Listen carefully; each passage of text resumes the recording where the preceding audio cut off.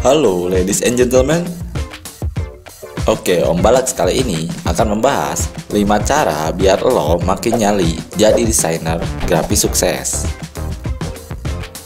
Oke, ada 2 cara untuk lo bisa jadi desainer grafis sukses. Pertama, lo bisa mulai dari bekerja di sebuah perusahaan sebagai desainer grafis. Atau yang kedua, lo bisa bangun karir di bidang desain grafis lewat jalur freelance. Nah, dari keduanya, gak ada yang lebih baik dibandingkan yang lain. Dan lo mau pilih yang mana tergantung minat dan tujuan lo sendiri. Yang jelas, memulai karir desain grafis sebagai freelance memungkinkan lo nggak cuma bekerja di satu brand atau gaya desain aja. Lo bisa terlibat dalam berbagai proyek desain dari beragam klien, sembari mengeksplorasi gaya personal lo sendiri sebagai desainer. Kalau untuk bekerja sebagai desainer grafis di perusahaan, lo mesti melamar dan menjalani proses rekrutmen. Lalu apa yang harus lo lakukan untuk memulai karir desain grafis dari jalur freelance? Nah, kadang kita takut menjalani sesuatu karena sebatas belum tahu apa yang mesti dilakukan. Nah, di video kali ini Om Balak bakalan bahas hal-hal yang penting yang lo harus ketahui untuk memulai serius menjalani karir di bidang desain grafis secara freelance.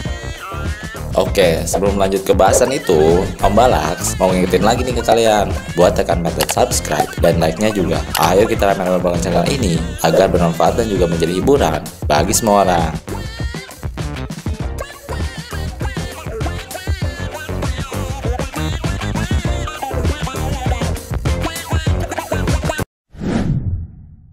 Yang pertama, lo harus menentukan jasa desain yang mau lo tawarin. Nah, tahap pertama, lo mesti menentukan jenis desain apa yang paling bisa lo garap secara maksimal, biar calon klien tahu persis apa yang bisa mereka harapkan. Misalnya, lo hanya menawarkan jasa layout atau tata letak majalah dan infografis. Setelah ditentukan, lo mesti memperhitungkan harga untuk jasa tersebut. Untuk langkah awal, ada baiknya lo nggak asal menawarkan semua jenis desain hanya demi mendapatkan proyek. Fokus di 2-3 jenis desain yang lo anggap paling jago dan lo kerjain. Jadi intinya jangan kemaruk. Lagian juga rezeki gak akan ketuker, bener gak?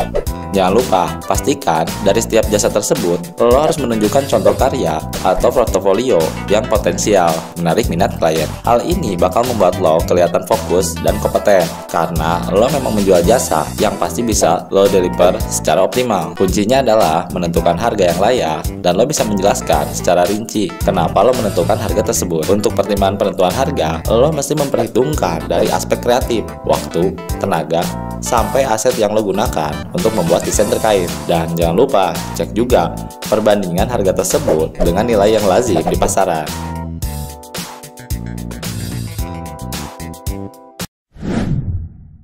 Yang kedua, lo bisa mengoptimalkan penggunaan media sosial. Setelah punya produk dan harga, tahap berikutnya yang penting yang lo harus lakukan adalah memasarkan diri sebagai desainer grafis yang siap menerima proyek kreatif dari berbagai klien. Untuk ini, orang-orang mesti kenal dan tahu lo siapa dan seberapa kemampuan lo untuk urusan desain. Sebagai desainer freelance pemula yang masih mesti irit soal keuangan, media sosial adalah saluran murah yang bisa lo manfaatkan untuk keperluan pemasaran. Lo bisa membuat blog atau akun Instagram yang menunjukkan hasil karya sampai ketertarikan lo terhadap seni visual. Apa sih yang mesti lo lakuin di media sosial? Pada dasarnya, menunjukkan selera visual lo, biar orang-orang atau klien potensial lo bisa dengan mudah mengecek desainer seperti apa yang bakal berurusan dengan mereka. Kalau misal, gaya atau selera visual yang lo tunjukin cenderung berbau korporat, tentunya orang yang punya kebutuhan bikin company profile bakalan tertarik. Sementara yang perlu gaya desain edgy mungkin gak terlalu tertarik. Nah, untuk itu, lo gak usah khawatir, karena gaya desain lo cenderung merefleksikan fashion lo terhadap karakteristik desain tertentu. Kalau gaya lo emang cenderung elegan, pasti lo bakalan maksimal banget ngerjain desain yang membutuhkan sentuhan mewah dan mahal. Yang bisa lo lakuin juga adalah melakukan riset tentang gaya desain seperti apa yang saat ini sedang ramai atau banyak diminati, dan lo mulai dari situ.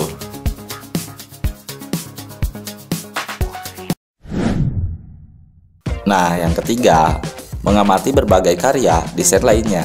Maka itu berikutnya adalah penting banget buat lo mengamati berbagai karya desain grafis yang beredar di pasaran. Entah di billboard, majalah yang beredar, di media sosial seperti Instagram atau Pinterest. Intinya adalah mencari tahu pola desain yang kini sedang digemari atau cenderung digunakan untuk materi komunikasi. Contohnya, bicara soal desain grafis, saat ini banyak banget perusahaan atau konten media massa yang menampilkan infografis. Dari situ lo bisa refleksikan lagi, apakah lo punya skill yang mumpuni untuk membuat infografis? Kalau iya, mungkin kemampuan inilah yang mesti lo tonjolkan saat memasarkan diri di media sosial lewat portofolio lo. Contoh lain lagi, saat ini banyak perusahaan yang punya inisiatif untuk membuat situs yang menarik, entah itu website utama atau untuk keperluan produk spesifik atau marketing campaign. Untuk itu, keperluan desainer yang bisa membangun konsep visual untuk tampilan website yang menarik, area yang mungkin pas dengan skill lo,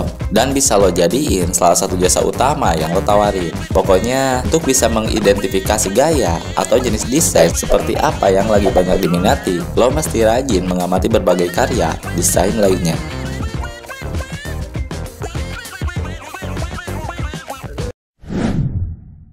Oke, yang keempat ini bergabung dengan komunitas. Tak cukup hanya mengamati sendiri, lo bisa langsung mengamati dan menarik pelajaran dari desain lainnya dengan cara bergabung di komunitas terkait. Hari gini, gampang banget buat lo cari tahu apa aja komunitas desain grafis yang ada di luar sana. Lo tinggal googling, lalu mampir ke akun media sosialnya dan kontak mereka untuk cari informasi tentang bagaimana cara bergabung untuk mengikuti kegiatan mereka. Selain itu, cara lain yang bisa lo lakuin adalah cari informasi, acara, atau kegiatan desain grafis, entah itu talk show atau pameran. Lo bisa datang dan berjejaring, lalu siapa tahu lo malahan bisa membangun komunitas lo sendiri di sana. Menjadi bagian dari komunitas profesi seperti ini bisa ngasih nilai tambahan buat karir desain grafis lo. Karena apa? Karena dengan begitu lo benar-benar menunjukkan seberapa besar passion lo di bidang ini, dan tentunya klien bakal lebih senang bekerja dengan desainer yang memang antusias terhadap bidang yang ditekuninya.